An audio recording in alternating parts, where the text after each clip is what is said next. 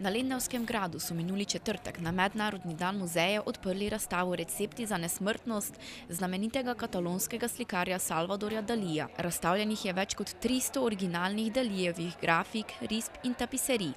Kuratorka razstave Marjeta Ciglenečki pa je še posebno izpostavila kovček iz pleksi stekla z ročajem v obliki telefona in s ključavnico v obliki jajc na oko, v katerem je več grafičnih listov. O Daliju je bilo že zelo veliko napisanega, pa vendar je treba ugotoviti, da njegov izjemno obsežni opus še vedno ni sistematično pregledan in tudi še ne zadovoljivo valoriziran.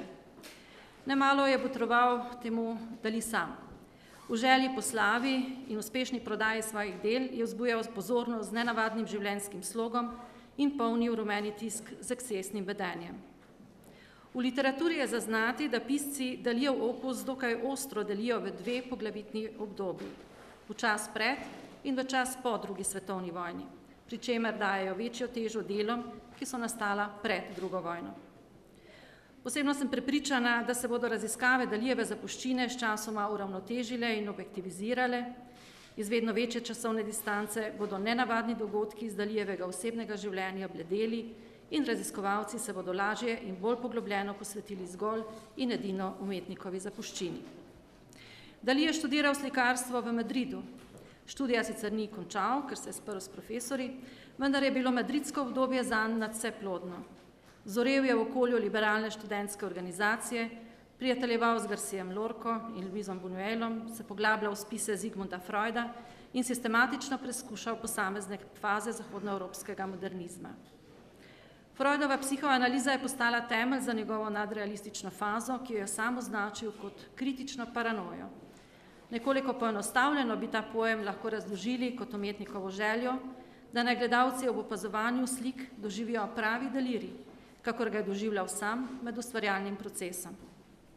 Leta 1927 je prvič obiskal Pariz in se spoznal s Pavlom Picassom in s pariškimi nadrealisti, s katerimi je sodeloval več let. Prelomno v Dalijevem opusu je bilo leto 1934, ko je imel veliko razstav, tudi v New Yorku, Parizu in Londonu. V tem letu je mednarodno zaslovel in pričel s svojim kontroverznim nastopanjem javnosti, ki pa je predstavljalo le eno plat njegovega življenja in to skrbno začrtano. Veliko več časa pa sta s soprogo Galo, ki je bil povsem predan, bivala v osami v katalonski ribiški vasici Port Ligat. Dali je bil neutruden in discipliniran slikar, razgledan po starejši umetnosti, metjejsko je bil nenadkriljiv, do visoke starosti pa je spremljal sodobne umetnostne tokove in se nanje odzival. Drugo vojno sta z Galo preživela v Združenih državah, leta 1948 pa sta se vrnila v Španijo. Dali se je javno poklonil Frankovemu režimu in si s tem prislužil številne zamere, tudi zaradi tega je njegov povojni opus še vedno deležen zadržanega odziva. Že v času druge vojne se je izrekel za bivšega nadrealista. Dejansko se je povsem odmaknil od nadrealističnih pravil in se vedno bolj navduševal nad renesančnimi izgledi, kar se tiče formalnih vidikov slikanja, v vsebinskem smislu pa so ga navdihovali zlasti španski renesančni mistiki. Zavzeto je študiral teoretične spise renesančnih mojstrov, pa tudi astrologov, matematikov in arhitektov in tudi sam napisal nekaj podobnih del. Hkrati so ga pritegnili sodobni fizikalni dosežki, nadvse pa ga je fascinirala atomska eksplozija. Poznavalci pišejo o novem klasicizmu. Razstava, ki jo odpiramo danes, nam Salvadorja Dalija predstavlja v širokem časovnem razponu med letoma 1934 in 1978. Glavnina del sicer pripada povojnemu obdobju. Največ je grafik, v katerih je Dali izkazal veliko inovativnost, če le omenimo njegove tašistične ali bolje rečeno bolistične eksperimente. In tudi ilustracije zavzemajo znaten del razstave. Posebej pa bi želela opozoriti na morda najbolj vznemirljiv eksponat na razstavi, ki je razstavljen v tem prostoru. Gre za knjigo Objekt, naslovljeno 10 receptov za nesmrtnost iz leta 1973. Gre za kovček iz pleksi stekla, ročaj ima v obliki telefonske slušalke, ključavnici pa sta v obliki jajc na oko. Eno in drugo sodi v klasičen repertoar Dalijevih največkrat uporabljenih simbolov. V kovčku so shranjeni grafični listi, zdaj seveda razstavljeni po dvorani, deloma tudi v obliki zgibank. Dali je za nekatere od njih uporabil tako imenovano stereoskopsko tehniko, gre za staro tehniko, ki temelji na ugotovitvi, da se v naših možganih dve skoraj enaki podobi, ki pa sta opazovani z malenkost različnih zornih kotov, združita v eno sliko z izrazito poudarjeno, lahko bi rekli neskončno perspektivo. Dali je staro likovno tehniko, kako tudi nekatere druge motive, simbolno povezal z božjimi zakonitostmi, čisto energijo in virom nesmrtnosti. Vprašanje smrti ga je mučilo tudi na osebni ravni. Hlepel je po nesmrtnosti. Morda je to najbolj primerno pojasnilo za Dalijevo neizmerno ustvarjalno slo. V umetnikovem neustavljivem stremljenju, da za zmeraj ostane na tem svetu, smo našli tudi navdih za poimenovanje razstave v Galeriji muzeja Lendava. Hvala. Župan občine Lendava Anton Balažek je ob otvoritvi povedal, da so razstave velikanov nekaj posebnega in poudaril, da je enoletni operativni plan, ki si ga je občina zastavila pred letom dni, ko je napovedala, da bo skupaj z izbranimi mesti iz Avstrije, Madžarske in Hrvaške kandidirala za Evropsko prestolnico kulture 2025, izpolnjen. Dogodki ob otvoritvah razstav likovnih velikanov v Lendavski galeriji, muzej, nekaj posebnega. Posebnega mogoče zato, ker smo se na nje že navadili, še bolj pa je posebno zato, ker, tako kot sem danes rekel pri omizju, ko smo se pogovarjali, se je stvar resnično prijela. Kar kažejo tudi številke, kar kaže nenazadnje tudi današnji interes za to otvoritev in nenazadnje statistika, ki smo danes ponosno predstavili tudi novinarjem na tiskovni konferenci. Kajti pred 10 leti od približno skromnih 2000-2500 obiskovalcev, ki so prišli pogledati takšne razstave, smo prišli na 12 500 in z direktorico Galerije muzej nekako ocenjujemo, da bomo letos dosegli rekordni skok blizu 20 000 obiskovalcev, ne samo te razstave, ampak vsega tistega, kar ponuja ta hram kulture tukaj. Seveda je danes tudi poseben dan zaradi tega, ker je približno eno leto od tistega, ko smo se odločili, da bomo nekako se potegovali za kandidaturo za Evropsko prestolnico kulture daljnega leta 2025, ampak to daljnega zgleda zelo tako, bom rekel, čudno, ampak sploh ni tako daleč, kajti gre za zelo zahteven proces, za takšno sorazmerno majhno okolje in zelo ambiciozen načrt, ki se ga zavedamo, ampak če resnično pogledamo svoje okolje, vase, vidimo, da takšen projekt tudi potrebujemo. In danes sem zopet, poleg tega, da smo ponosno predstavili številke, smo tudi ponosno povedali, da je mogoče pa le ni veliko takšnih lokalnih okolij, ki bi si upali staviti v prihodnosti tako močno na kulturo. Ampak to pri nas niti ni tako težko, zaradi tega, ker imamo tradicijo, imamo bogato zgodovino in seveda imamo tudi potencial. In še nekaj je zelo pomembno, vse to želimo uresničiti z našimi partnerskimi mesti, čezmejnem sodelovanju z Hrvaško, Madžarsko in Avstrijo. Jaz sem prepričan, da bomo pri tem uspeli in mogoče ni čisto primerno, ampak kljub temu bom izkoristil to priložnost, da vas povabim, da aktivno sokreirate strategijo kulture občine Lendava in širšega okolja, ki je objavljena na spletu, ker mislim, da je to ključen moment za to, da vzamemo ta projekt in te dogodke še bolj za svoje.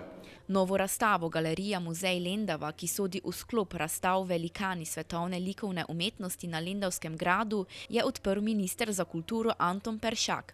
Pravi, da je Mednarodni dan muzeja pomemben zaradi sporočila, ki ga nosi. Gesla, pod katerim letos slovenski muzeji obeležujejo ta dan oziroma noč, ter gre, kot jaz razumem, za neko pomembno sporočilo, kako pravzaprav motriti preteklost v imenu prihodnosti.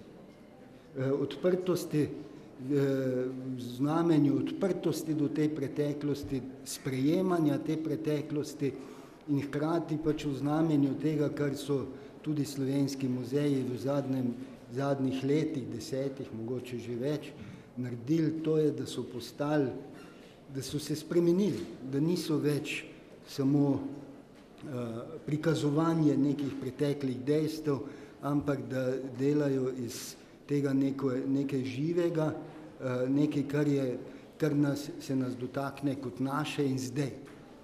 Druga stvar, ki bi jo rad rekel, ne glede na to, da je že gospod župan to zelo dobro razložil, da je seveda Lendava svojevrsten fenomen s temi razstavami, fenomen, ki ga je zelo težko primerjati s kakšnim drugim okoljem takšne velikosti in tako kot kdo reče, kje pa je to tam nekje pri meji, ne?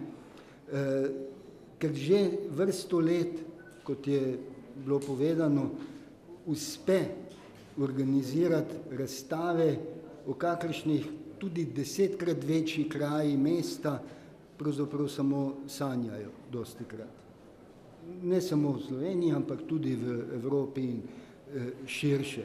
Zato se mi zdi, da je potrebna neke posebne vrste, v pozitivnem pomenu besede, seveda norost, ki je pač značilna sicer bolj za umetnike, da sploh prideš na tako idejo, da to idejo znaš spraviti v življenje, najti ustrezne povezave, ki so za to potrebne, in ljudem, ki so vodili to galerijo, muzej v preteklosti in danes vodijo, je to uspelo, jim uspeva in so po tej plati seveda tudi oni fenomen, ti ljudje, ki so to delali in ki danes delajo to. Zato se mi zdi, da ste Lendavčani lahko resnično ponosni na svoj muzej, galerijo, na ljudi, ki to delajo in ki prihajajo tudi na takšne ideje, kot je bila tista, ki jo je prej gospod župan opisal, na idejo o tem, da ta kraj postane evropska prestolnica kulture. Zdi se mi, kot pravim, da je zato treba skratka imeti domišljijo in pogum. Nekaj podobnega kot Salvador Dali. Gospa Ciglenečki je lepo opisala Dalija, pripadal je vse v začetku surrealizmu, nadrealizmu in za nadrealizem največkrat pomislimo, to so eni norci, ki se usedejo pa pol avtomatsko pišejo, ne?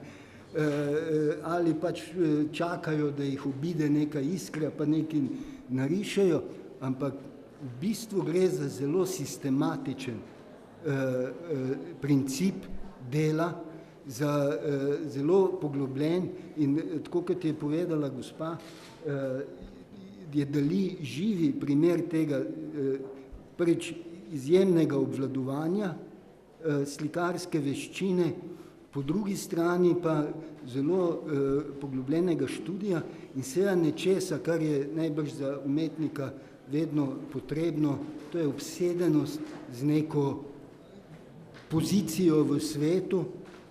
Pri njem je bila to obsedenost, to željo po nesmrtnosti in seveda z tega vidika razmislek o mnogih vprašanjih. Če pogledate nazaj, bi marsikdo, ki je filozof, rekel, tukaj so pa grafike na temo določene filozofske teorije o razvoju sveta. Kdo drug bi videl kaj drugega. In zato se mi zdi, da je zdaj že čas, da rečem, da je razstava odprta, da si boste to razstavo lahko dobro ogledali. Razstavo Recepti za nesmrtnost pa si lahko ogledate do 31. oktobra.